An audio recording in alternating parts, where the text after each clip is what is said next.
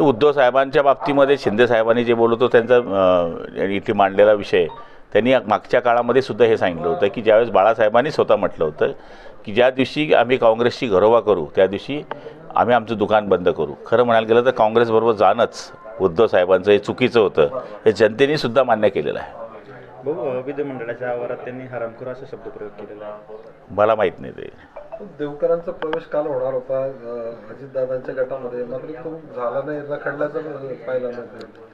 हे बघा, निवडणुकीच्या पिरियडमध्ये देवकरांनी या ठिकाणी 10 कोटी रुपयाचे DDCC बँकेमधून पैसे काढल्याचं बऱ्याच ठिकाणी आता उघडकीस येत आहे.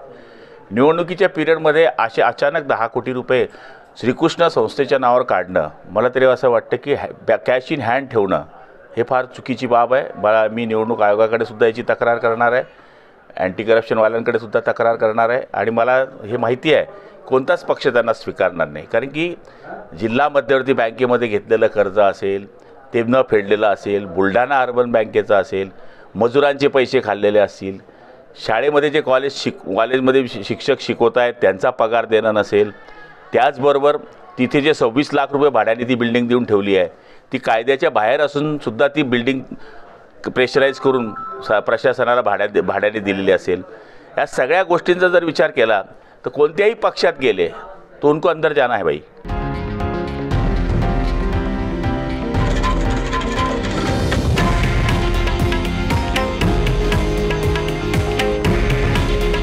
हे आहे देशातील नंबर 1 न्यूज नेटवर्क आणि आपण पाहत आहात TV9 मराठी. काळजी तुमची, हित महाराष्ट्राचं.